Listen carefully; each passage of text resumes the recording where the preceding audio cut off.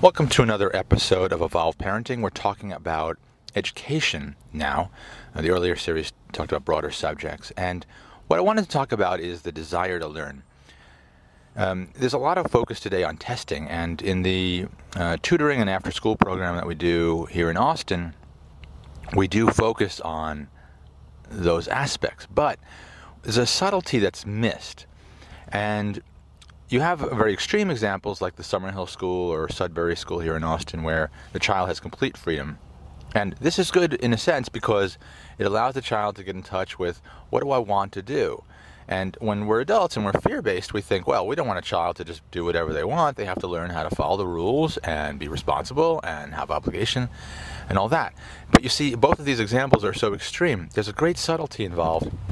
And it's so important for the child to understand this subtlety, and as an adult to understand this subtlety. I'll give you an example in my own life. So I am going to have a few minutes before I have to meet with the first group of students.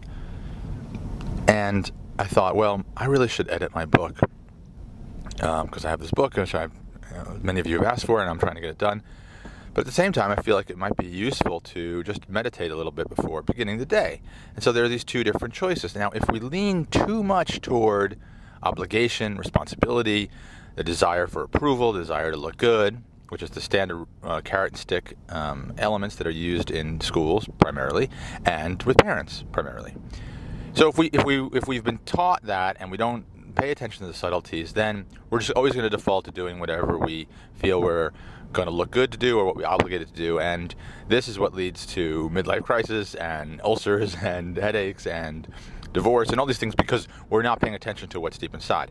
On the other hand, if a child is raised in the carrot and stick and they feel rebellious as a result because they feel excluded because they can't get the love that they want, then they may always go towards the indulgence. So that could be drug abuse or a job that doesn't fulfill them intellectually, all those kind of things, right? So what we're talking about is a very fine line, the fine line of happiness, really. And so in order to be able to identify the proper decision for yourself to optimize your happiness, you need to be able to tune into that subtlety to really talk to yourself in a deep way. And so that's the kind of work that we do with students. And I hope that my videos encourage parents to do with their kids, because without that, like I said, you're going to just veer to one extreme or the other. As we know, schools are very controlled environments. For the child, they need permission to use the bathroom or get water. They're full of energy. They've got a desire to play and explore, but we compel them to sit in their seat, follow the instructions, and follow the prescribed lesson. What you have is children operating at a different pace. Some children are ahead and the class is holding them back because the teacher has to explain everything, or there's discipline issues in the school or in the class. And some children need more attention and they're falling behind, or they're distracted.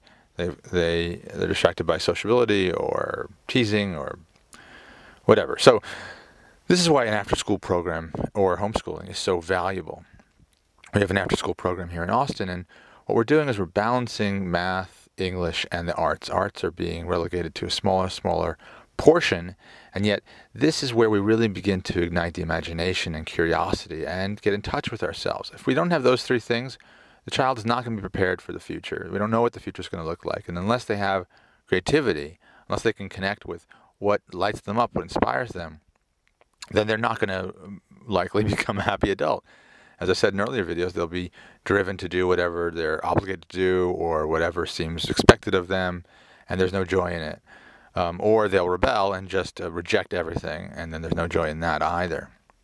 And so in our program, and what we advise to parents and teachers is, whenever possible, connect to that curiosity, that passion, that interest, and move from confusion, which is fear of the unknown, to exploration, which is love of the unknown. And in between those two extremes is understanding, but understanding isn't what it's about. See, if schools are just about teaching to the test, making sure the student has the comprehension, well, that's fine. Yeah, we need to do that. But it's really about getting into the third stage, which is this desire for exploration, this joy of mystery. If you talk to anyone in business, that's what they're doing, trying to figure out what's unknown, what's the undiscovered markets.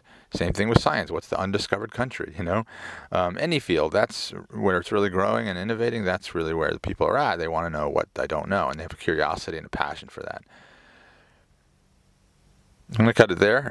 But if you have any questions, feel free to email me. If you're in Austin, please reach out and touch with us, because we would love to talk to you about helping your children or your family.